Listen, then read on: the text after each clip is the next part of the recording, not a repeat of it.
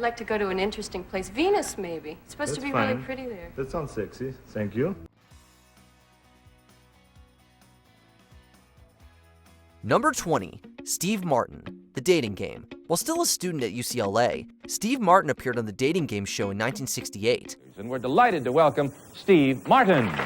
He competed with 2 other contestants for a date with a woman with the same last name as him, Deanna Martin. Steve put his charm and humor on full display, ultimately coming out on top. Well, one of my favorite stores has always been the Goodwill, and I'd like to be locked in there some night, try on all the old clothes and the ladies' hats. That likable, funny character was just a preview of what would come. Deanna saw something in Steve. Luckily for us, we were able to see more of Steve, starting with his stand-up comedy performances during the 1970s, and then, of course, in the movies. How much is this gonna cost me?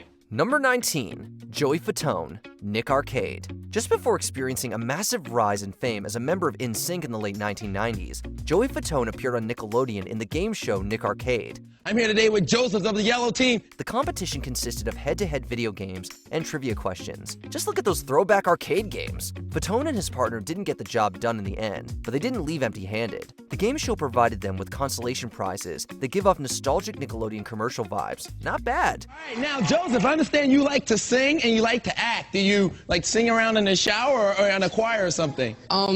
Yeah, school and everything. School and everything? Besides Fatone's fame in the music and acting industries that came after this appearance, he also went on to be an announcer in a game show.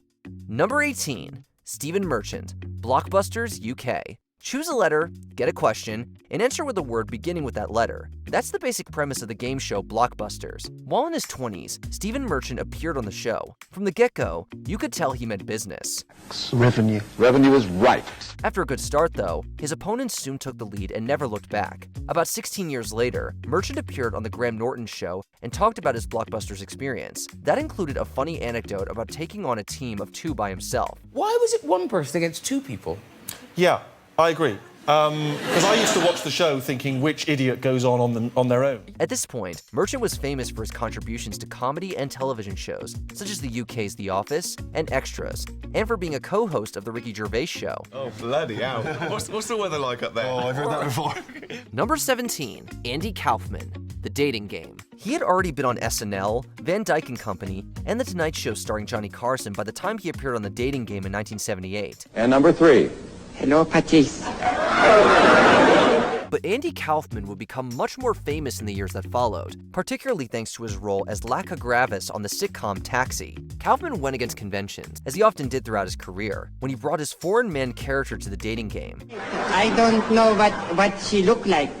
Could I see what she looked like? No, you can't. Kaufman won a fair share of laughs from the crowd, but not the game in the end. Still in character, he showed that the loss was a tough pill to swallow. I won. No, you didn't. But I answered all the questions right. Number 16, Linda Cardellini, The Price is Right. Hi, Linda. $1,000. $1,000. Being able to correctly guess the price of items, or come really close, is an underrated talent. In a 1994 episode of The Price is Right, Linda Cardellini came so close with her guess of a fireplace's price that she got to take it home. Actual retail price, $1,057. Winner, Linda. Her 2003 interview on The Sharon Osbourne Show revealed what happened to the prize and the heartwarming plan her parents had for it. All right, Linda, what did you do with that fireplace? My parents have it in the garage. The Price is Right was Cardellini's first appearance on television. She then rose to fame on the screen with roles in series such as ER and Freaks and Geeks. Oh yeah, and you might recognize her as Velma in the live-action Scooby-Doo films. Number 15, Meghan Markle, Deal or No Deal. Perhaps you know her as the Duchess of Sussex, the woman married to Prince Harry. Or for fans of Suits, she's Rachel Zane, paralegal turned attorney. Before all of that, and before becoming a prominent figure in pop culture, Meghan Markle was on Deal or No Deal. 11, go. In 2006, she landed a job as a briefcase model on the NBC game show hosted by Howie Mandel. She certainly made this woman happy after opening the number 11 case. After 34 episodes spanning 2 seasons, Markle had enough of the game show. Years later, at this point extremely famous, she opened up about the downside of Deal or No Deal. I was so much more than what was being objectified on the stage.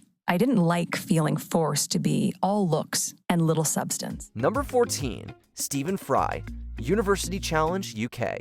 While a student at Cambridge at the time, Stephen Fry put his mind to the test on the British TV quiz program University Challenge. Representing Queen's College alongside 3 other young gentlemen, Fry was at first flustered in an attempt to answer this question.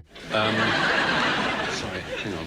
After this game show appearance, he would soon be on his way to greatness in the fields of broadcasting, acting, comedy, and writing. Alfresco, a comedy sketch series aired from 1983 to 1984, was one of many significant stepping stones. The question surely, sir, is why the only totally blind officer we have gets the job of forger. Over 30 years after the young Fry appeared on University Challenge, he became president of the mental health charity known as Mind. We're addressing a real crisis. Number 13. John Ritter, The Dating Game. Tex Ritter was a famous singing cowboy and actor. His son John followed in his footsteps in terms of the latter. John Ritter. John, good afternoon to you. Prior to making his mark in his father's footsteps, though, John Ritter appeared on The Dating Game at 19 years old. He showed he got game and was selected as the winning bachelor. Number 3, all right. Although, it wasn't the smoothest reaction to being announced victorious. He already secured the win, so nothing to worry about, John. This was John Ritter's first ever appearance on TV. Among his myriad of TV and film roles that followed, there perhaps wasn't one more notable than Jack Tripper in the sitcom Three's Company from 1977 to 1984.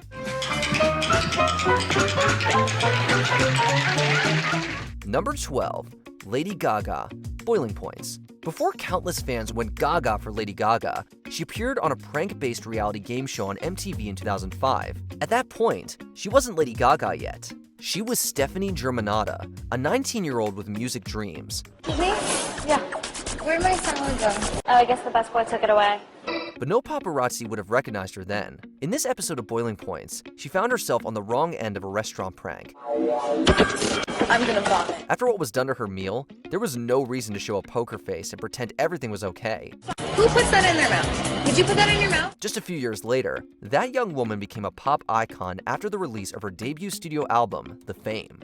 Number 11. Farrah Fawcett, The Dating Game. Whether it was the TV series Charlie's Angels, a cosmetic commercial, or a red swimsuit poster, Farrah Fawcett appeared in many capacities starting in the 1970s. Okay, but I can't be gone long. She went on to become a household name. Before her career took off, though, she was looking for a date on the Dating Game show in a 1969 episode. We're delighted to welcome to The Dating Game, Farrah Fawcett. Fawcett was 22 years old at the time. As the host mentioned when introducing her, she had other ventures going on back then.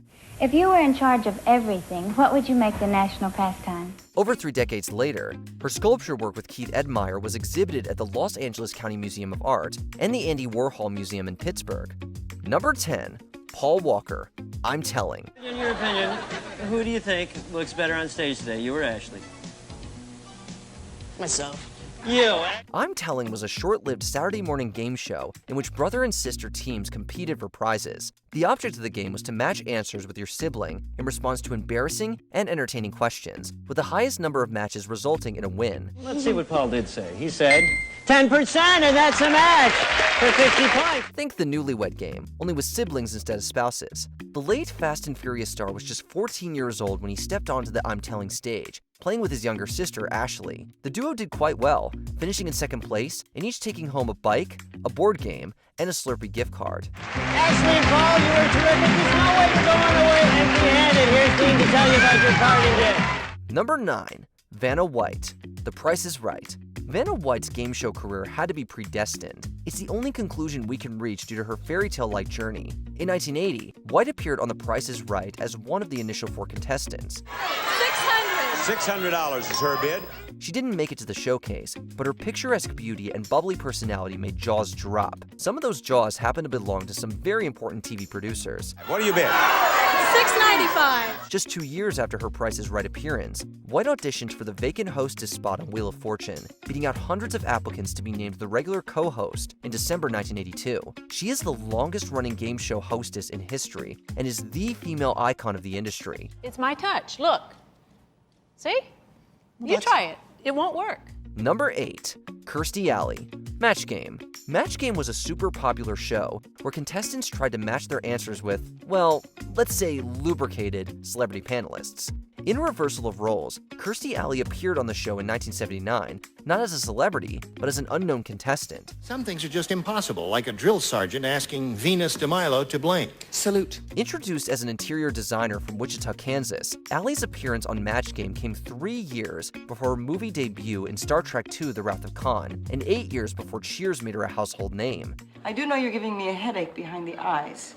It feels like a little insect boring into my brain. Paired with Jamie Lee Curtis, Betty White, and others, Kirstie had one of the best game show performances of a pre-fame celebrity, winning both rounds and taking home $6,000.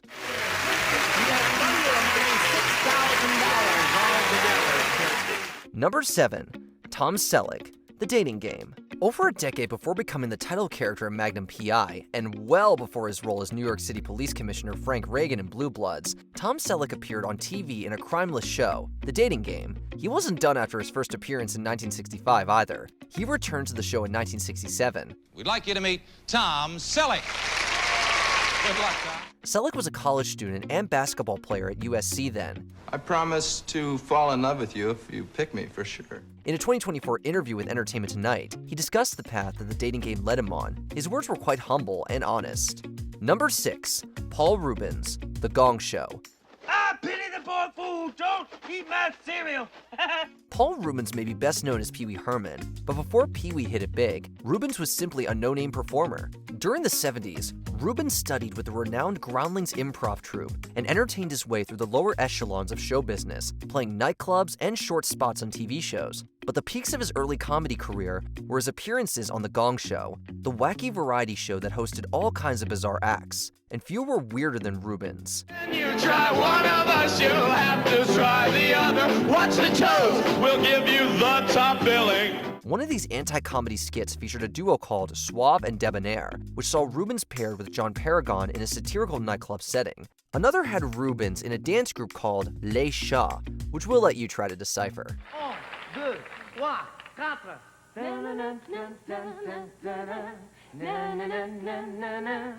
Number 5. Simon Cowell, Sale of the Century, UK. He enjoys watching motor racing and is a keen go-kart racer. Please welcome Simon Cowell. Hello. Sale of the Century was a long-running hybrid game show, equal parts Price is Right and Jeopardy! In 1990, a young Simon Cowell made his TV debut on the show, and he bore no resemblance to the tyrant judge of today. Polite, well-mannered, and docile in character, Cowell competed with deft skill and sportsmanship, answering questions and winning random prizes, like cooking utensils. Congratulations, Simon. Bring Italian style to your cooking skills with this set of kitchen tools, compliments of Sale of the Century. He won the game handily, but his integrity won in a much larger way. Not one rude remark was uttered by Cowell in what has to be the most subdued television appearance of his life. I'll come back. Of course you'll come back. Put it right there. Number 4. Olly Murs, Deal or No Deal, UK. Olly Murs first came to public attention in the 6th season of X Factor, or did he? 2 years prior to his X Factor redemption, Olly appeared on the UK version of Deal or No Deal, and the show couldn't have gone worse. Oh no! Every case he eliminated had larger and larger figures, and eventually, every substantial sum was off the board. Host Noel Edmonds described all our thoughts when he said, "This is the most appalling run of luck in the history of the game." It is a fact that you've just had the worst luck we've seen. Sorry, Ollie. Murs finished the game with only £10, which is one of the smallest totals in Deal or No Deal history. It's obvious his luck has since changed. I know you're no good, but you're stuck in my brain. Number 3. Jon Hamm, The Big Date. Long before Jon Hamm conjured the charm of Don Draper, he was just an uncomfortable 25-year-old on a game show. Jon Hamm is next. He's 25 years old. He's a waiter. Jon Hamm, ladies and gentlemen. With a strange haircut and an even stranger expression, Hamm disconcerted viewers as a contestant on The Big Date, a derivation of the dating game in which players compete for a date with a near-mythical beauty. Hamm's eye assault of the Bachelorette didn't earn him any favors. Neither did his creepy answers to the predictably trite questions. Start off with some fabulous food. Little fabulous conversation. Whether his actions came as a result of suggestions from the producers or his own personality is tough to say, although it's clear he was doomed on the show from his less than fabulous start. What else fabulous, John? End it with a fabulous foot massage for an evening of total fabulosity. Number 2. Arnold Schwarzenegger, The Dating Game. please join me in welcoming to the new dating game the current Mr. Olympia, Arnold Schwarzenegger. The dating game was the cornerstone of 70s game show culture, and many pre- and post-fame celebrities were the objects of desire. Probably the most retrospectively famous person to grace the show was Arnold Schwarzenegger, who made an impressive appearance in 1973. Lady number one, I am a man and you're a woman. Now where do we go from here? Arnold had just tiptoed into the public consciousness thanks to his bodybuilding exploits, but this was years before his acting career made him a household name. It was on the dating game that mainstream American audiences got the first taste of his unique foreign charm, as the Governor wooed the 3 contestants, one of whom was a Playboy bunny. In the end, he bypassed the bunny, electing to choose the least weird of the 3 spacey girls. It was very hard to choose, but I would say lady number 2. Number 2, all right. Number 1, Aaron Paul. The Price is Right. Aaron Paul might be the only successful actor to owe his career to meth. Not literally, of course, but we wouldn't blame you if you thought his energetic demeanor during his pre-fame Price is Right appearance gave that impression. You're the man, Bob! Oh, you're my idol! Even Paul himself stated in an interview that he looked like he was on serious crack during the show, as the producers said they wanted energy. Paul went above and beyond the Call of Duty. The 20-year-old ingested 6 cans of Red Bull prior to shooting, and he exploded onto the stage when announced, running around, screaming, and even telling Bob Barker that he's his idol. I'm Bob Barker! He failed to win, but the rest of us did when the video of Jesse Pinkman in a much more colorful light surfaced years later. 368!